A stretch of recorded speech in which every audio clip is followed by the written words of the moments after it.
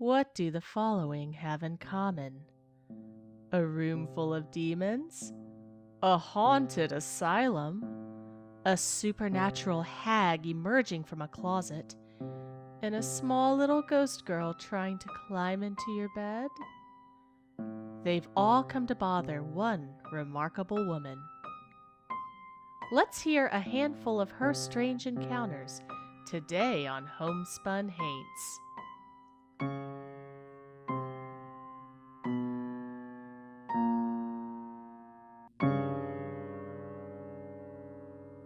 Hey everyone, welcome to Homespun Haints. This is our third episode. Can you believe it? Thanks for listening to us. I'm Becky. I'm Diana. And we are joined here with Brittany. Hi. I have no idea what Brittany's going to talk about because she has so many stories. Okay, excellent. Yes. Good. Yes, you're the friend that Becky took cemetery hunting, ghost hunting in the middle of the night by yourselves there in Roswell. Yes. Oh, goodness. Okay. So she went over to the Dunwoody grave and I was standing like behind the tree because it's like every part of me was like, do not go over there. And then just everything in the cemetery just changed. And I was like, I don't think we're supposed to be here. And she, like, before I could even say that, she jumps and runs past me and runs right out of that cemetery. And I'm like, and crap. She's leaving me. So let me get this straight. So you went to a haunted cemetery at night willfully? Yes. Because you're a badass? Sure. Well, I should let you know how we even got into the discussion of doing this in the first place. So we were hanging out earlier that day watching the kids play, and Brittany reveals to me that she had voluntarily gone to visit a haunted, abandoned, insane asylum at night. Yes. In Peoria? I think it was Yes. Peoria, Illinois. Yes. Yeah, with my cousin. One night we were like, hey, let's go out. And then so we're going out and he's like, hey, let me take you to, the sanatorium. And so we go over there, it's closed. They were about to tear it down and found out that my grandmother had worked there as a nurse at one point. We couldn't get into it. So he's like, hey, there's a tuberculosis clinic just down the street that's supposedly super haunted. I was like, okay, well, let's just go over there. 11:30 at night. So we go over to it. It's only a couple blocks from the hospital. So we go over there. It just was really weird. He and I didn't even get our whole entire foot over onto the property before we heard a whisper that said, get out. Yeah, so we hopped in his truck and we took off. Yeah. I don't blame you. I know, it was just like crazy. So well, to your credit, I've been to Peoria. There's not much to do. Yes, that's what that's why he's like, hey, let's go check out some haunts. So why not? I know, why not? There's nothing else to do. Poor Peoria. I know. Poor Peoria. So I don't know if you're willing to talk about this, but I remember a story you told me once about a dagger or a sword or something that haunted. Yes, I actually forgot about that, and I made a little list of different stories, but I forgot to put that one on my list, so thanks for reminding me. My husband and I, we've been married. This year will be 16 years. Congratulations. Thank you. And first got married, we lived in this small 800 square foot mobile home. And of course, he brings all of his stuff over. And one of it was this historic, I don't even know where it's even from, but it's like from, I guess, some war. Hold on, he's going to tell me. It's an 18th century Russian Cossack sword that was taken off of a Korean officer. So, yeah, that.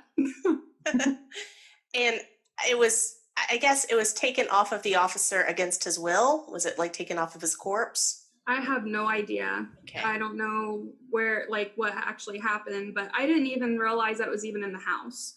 Anyway, I remember one night we were laying in bed.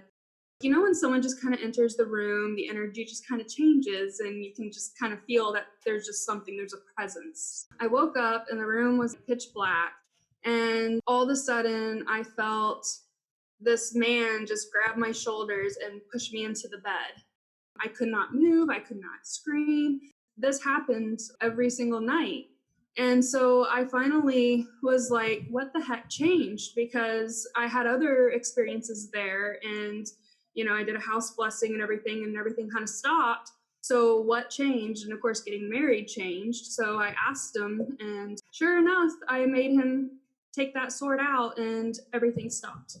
So that sword's no longer allowed to be in my house. And you don't know where it is, right? I have no idea where it's at, and I don't care. And the thing is like I remember like I could see him in my head, and you could see the anger, the hurt, and the pain in his eyes. And it was almost like he really didn't want to hurt me, but yet he couldn't. Like he just couldn't break away from it. You know what I mean? Mm-hmm. It was just really weird. So, I mean, I was scared, but I didn't necessarily feel too like I was going to be killed.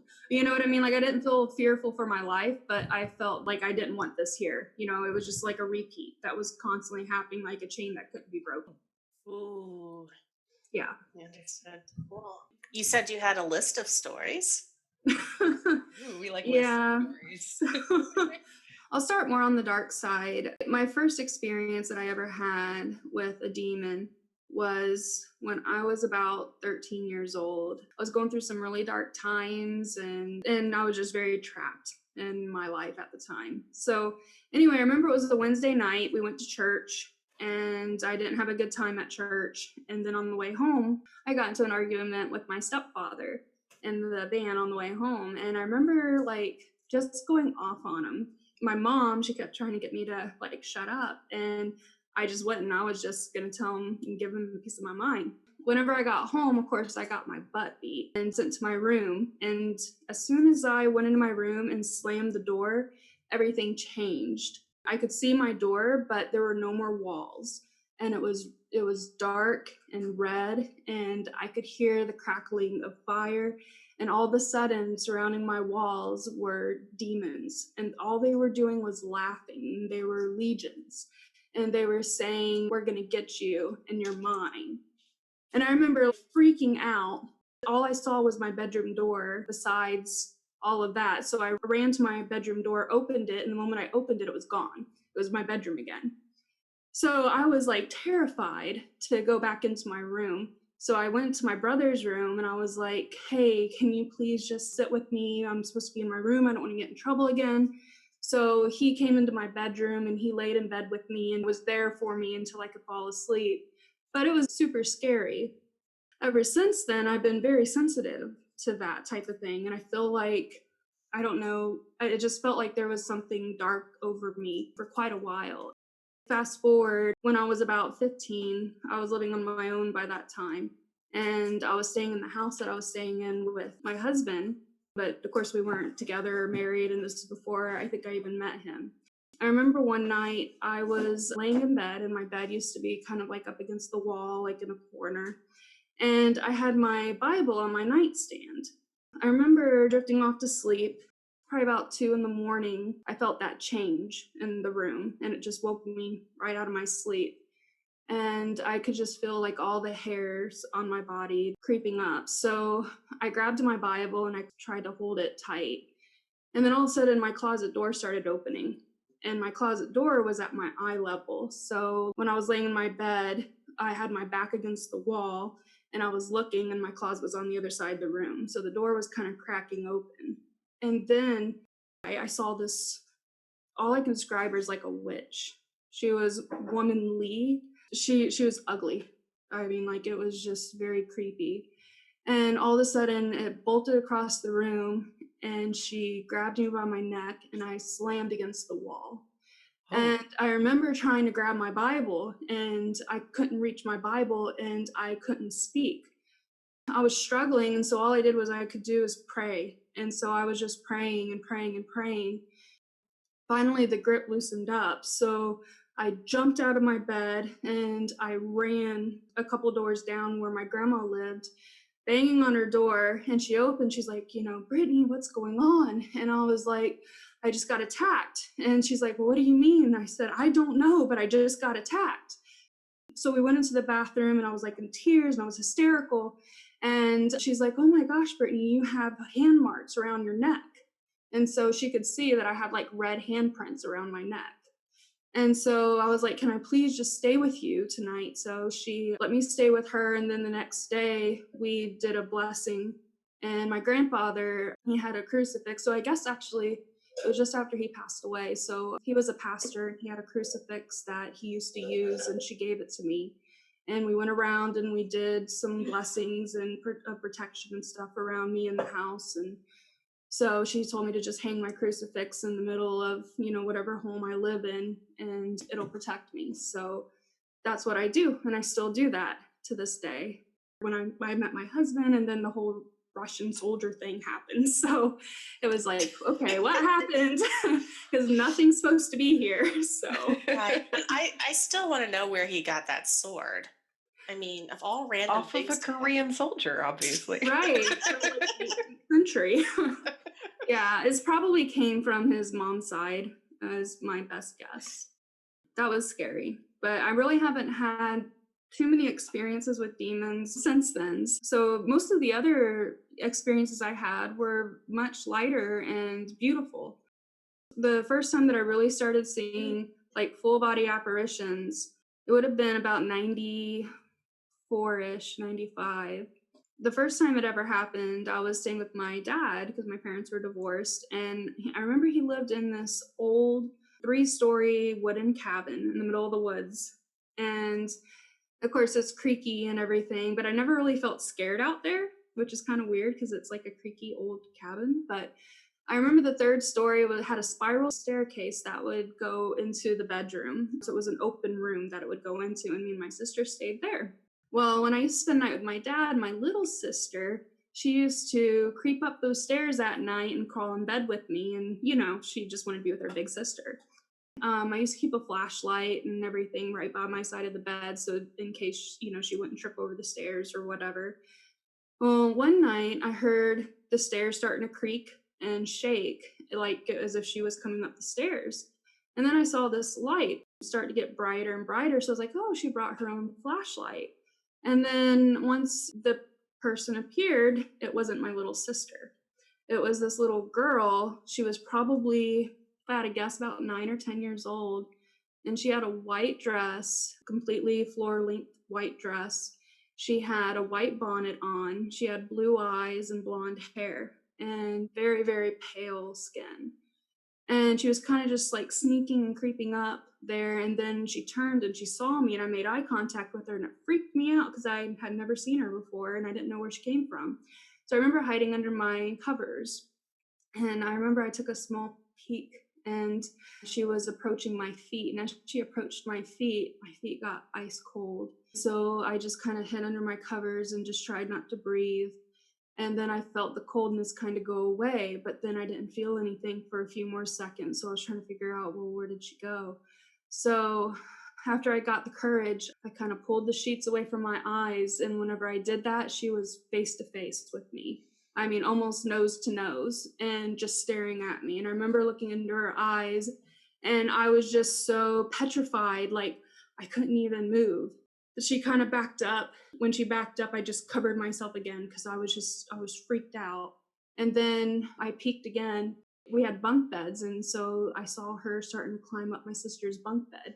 Whenever I saw her and she saw me see her, she stopped and then she crawled back down. And then the next thing I know, she stood like in the middle of the room and she just vanished, just like as if it never happened. There was no light, no nothing. Like it's just boom, she was gone. And so I was like, okay, well, I don't know what that was about. And I remember telling my dad the next morning, I'm like, there was this little girl that came into our room last night, and it wasn't my little sister. And he just laughed, and he just, like, oh, Brady's telling stories again. So then about a week later, it was about 2:30 in the morning. And I remember I was at my mom's house and I was sleeping, and you could see the hallway from where my bed was. And coming down the hallway, you could see the bright light. And I was like, well, no one in my mom's house uses flashlights. And then all of a sudden it was her again. So she came into my bedroom and she kind of kneeled at the foot of my bed and she really didn't say anything. And this time I didn't feel so scared. I just was more curious by this time as to who she was. She kind of circled around to the other side of my bed and then she just disappeared again. She didn't say anything. I didn't get anything from her at all, like mentally, like I didn't know what to think. Next weekend, I went to go spend the night with my grandma. And I remember telling my grandma about her. And she's like, well, Brittany, will you draw me a picture? So I did. So I drew a picture of what she looked like. Then the next weekend, I went to get my suitcase out because I was going to spend the next weekend with her too.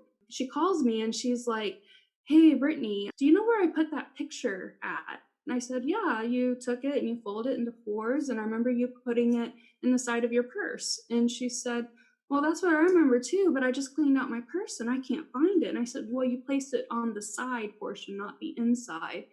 And she says, well, that's what I thought. And it's not there. So then I was like, well, that's weird. I'll just draw you another picture. So she's like, okay, well, I'll pick you up, so on. So I get my suitcase out and I put it up on the bed and I zip it open, and lying open is the picture that I drew of this little girl. And I was like, what? I mean, like, how did that happen? It's an empty suitcase. I never saw her again after that. It was almost like, I don't know if she was mad that I exposed her or what, but I never saw her again. Oh, So wow. maybe she was validated that you actually saw her. Yeah, maybe so. That's a good different way of thinking about it, because I've always wondered, like, what did I do wrong, you know? She never got a chance to get a portrait done until then. Oh, yeah. Maybe she just wanted to be remembered, you know? That's true. Yeah. And now she's going down in podcast history. Right, there you go. Don't even know her name. So, Oh. yeah. Oh my gosh. I think it really telling that the story that you said is lighter and not as dark would probably be the scariest thing that ever happened to somebody else. Well, okay, but she had a bedroom full of demons That's true. when she was a little girl. So Yeah, Yeah, that was freaky. I can't even imagine. So I have to ask, I know that you are in Lakeland, Florida. So all of these events have happened in Lakeland. Right. I have to wonder if there's something about Lakeland. I mean, this is a room of a legion of demons is not exactly your run of the mill paranormal situation. Well, you know, we have a lot of bodies of water here. And then you got the I-4 corridor that goes from one side of the ocean to the Gulf, too. There's lots and lots of traffic, and people can bring things, too. I swear, I-4 is cursed. It is. It is. We all know I-4. Everyone in this podcast knows I-4. There is something about that road. I swear, I think somebody must have placed a hex on it or something. I remember I used to drive it every single day, 72 miles each way, and I would see these huge pileups on the side of the road, these terrible accidents every day. It wasn't maybe one or two cars either. I mean, I would see horrible crashes. And I remember thinking, there's something about this road, and one day it will be my turn. And when it was my turn, because it did happen, I did a 360 at 75 miles per hour, sliced off the front of my car and ended up in the median. Thankfully, I was okay. Wow. The very first thing, I looked down to make sure my legs were there. They were. And then the second thing I thought was, oh, good, I'm over it. It's happened. Well, you know, it's like, at least I'm alive, right? Yeah. My I-4 experience, this was hopefully this will be the worst of it. But, Yeah. everybody has an I-4 experience. Not too far outside of Lakeland. I think soon after Diana, you and I moved away, it was like a 37 car pileup, I think. Do you remember that? Oh, yes, I remember that. It was horrible. I don't even remember what caused it either. I think it was like it was a fog. Yeah, it was terrible fog. And I think that was closer to the Disney area where that happened. Yeah, I remember it was between Lakeland and Orlando. Right. And if I recall, there were like 5 or 6 semis that jackknifed in it. And I think 3 patrol cars. I don't remember the exact numbers. We can always look it up. But yeah, something like 3 patrol cars went to the rescue of this and ended up in the crash themselves. Oh man. So it Wow. was, to me, that maybe I'm drawing correlations here where they don't exist, but There's a lot going on, and I really think that water is a conduit for energies. You think of holy water, for blessings and stuff, but I believe that bodies of waters is a natural conduit. In Florida, I mean, it's nothing really but water. It's all swamp, lakes, Yeah. streams. We're at sea level. Right. I know on the north side of Lakeland, there's been stories because there were reservations and things that I think were taken, weren't supposed to be taken. So I've just heard some real estate stories about that where it's been bad. So anyway, I just think that there could be some curses upon the land as well. So I just try not to think about it. Do you have a feeling that this is somehow following you throughout your life, or that you're just more hyper aware of it than other people? I want to say that when I was younger, I used to feel like it followed me wherever I went, especially with like that little girl. It wasn't like she was there at the cabin, The cabin's old and it's the middle of the woods. I mean, she followed me to my mom's house, which is not. I used to feel that way. I do know I'm very hypersensitive to this as well. I always have been. And I'm learning that there's also other family members that never talked about it until I started opening my mouth that are also hypersensitive to that as well. Okay, so it's always been a thing in the family, just that you're the first one to speak about it openly, maybe. Exactly. When I was younger and I would talk about it, I was pretty much told to be quiet, it's your imagination, that type of thing. But I'm always been the kind that I speak my mind. So I was just, I just did whatever I felt like. If I got backlash, then I got backlash. It's just, I didn't care what people think about me. well, for one, I'm very glad that you are speaking up. I think these are incredible experiences to talk about. Yeah. Scary, terrifying, but still Yeah. incredible. Another story was right after my grandfather died. He was the one who was the pastor. He died back in 2000. It was just a very sad situation. And I remember the night before his funeral, I had a dream. And in the dream, I remember that we were in some sort of courtyard and it was like a building that like a square or rectangle building, but in the center was an open courtyard. The windows and the doors were all glass mirrored. And we were walking, and I remember my grandma and my mom were in front of me, and I was kind of trailing behind them. And you could tell they were in mourning and they were sad and everything. And everyone that was walking around this courtyard had the same thing where they were mourning and they were sad.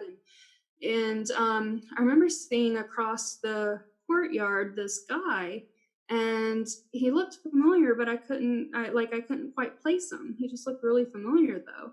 And he looked at me and he recognized me as well. And I was like, who is that? And then he smiled. And when he smiled, I realized it was my grandfather, but he was in a different body. And so I got so excited and I was like, Grandpa is across the courtyard. And she's like, no, he's dead, Brittany. He's not there. And I'm like, no, look, he's there. So she stopped and she looked and she saw him and he saw her and she ran to him and he ran to her. And I remember they embraced and he gave her a kiss and he said, I want you to know that I am always with you and I always love you and I will never leave you. And then all of a sudden the dream stopped and it went black, but it wasn't over. Then all of a sudden he came forward in the black darkness and he says, Brittany, when you get up in the morning, I want you to go to your grandma's house and tell her what you saw. So then I woke up and I went over to her house. I remember when I went in her front door, she was in her kitchen at the sink, looking out the window at the shed that he used to feed his birds and stuff at. I said, Grandma, I need to tell you something. And so I told her the dream, and I said, Grandpa told me to tell you that he has never left you, and he'll never leave you, and he'll always be with you, and he loves you. And then she broke down crying, and she says, Brittany, she said, last night before I went to bed, I was talking to him, and I said, I just don't feel you here anymore. She said, just give me a sign that you're still with me. And then I had that dream, and she says, Brittany, you're my angel. Thank you so much for giving me that. That was really cool. I was glad that I was able to, give her that closure. So, Wow, that's a great story. yeah. But yeah, so that was really cool. I was glad to do that. My other grandfather, her dad, him and me had a real special bond. He was my great grandfather. I remember one time I was helping her mow the yard, and I went into her house to get a drink of water. From the kitchen, if you kind of step out of the kitchen, you can see the living room and you can see the front door, and she had the blinds open, and she always had this bench that was right underneath her window so people could sit there, enjoy the weather, because we were kind of out in the country over there. And I remember looking through the window, and I saw this man, the back of this man's head's there. And I was like, well, who's here? It's just me and her. I walk to the front door, and I open the door, and I look over, and it's my great grandfather. Well, he passed away in 96, and this was probably 99. And he looked up at me and he smiled, and then he turned and he looked back at my grandma mowing the yard. And I just kind of sat there. It was almost like it was just awesome first to see my great grandfather again. And also, he just was so at peace just watching her mow the yard. And then when I looked back over, he was gone. So my grandma came in for some water, and I said, Grandma, I said, I saw Grandpa. And she says, where? I said, right there on the bench. And she said, well, I know he used to sit there, but he's not there. And I said, well, no, he was sitting right here on the bench watching you mow the yard. And she says, well, Brittany, when he was alive, he used to sit right in that very spot and watch me mow the yard. And I always wondered why he would sit there and watch me. I didn't know if it was because he just wanted to see his little girl, or if he just felt bad that he couldn't help, or what. And I said, I think he just wanted to see his little girl again. But anyway, so I had some good ones too. So were some lighter ones. Awesome. Those are awesome, making me cry. Yeah, it really, I don't know. Do you feel like a natural medium? Like that's part of your calling to the world, is to connect people with their loved ones who have passed? I don't know if it's necessarily that, but I have been told by people that they think I'm an empath. I can tell you a weird story about that as well. It's not a ghost story, but it's a really weird story. I was going Publix, of course, we love Publix. Give a little plug there. I went to Publix one day, and I had my son with me, and he was probably about 2 at the time. And I noticed this elderly lady was always like, we were always running into each other throughout the aisles. And she was always kind of like staring me down. And I didn't know, like, she just thought my baby was cute, or, what the deal was. So like the third time we ran into each other in one of the aisles, she just came up to me and she just held my hands, and she says, can I just hold your hands for just a moment? And I thought that was a really weird request, because I never had anyone just want to hold my hand, especially a stranger in a grocery store. Well, I noticed before she held my hand, she was shaking, like really violently shaking. You could tell that it was just something that she lives with. The moment that she touched my hands, it stopped, and I started shaking.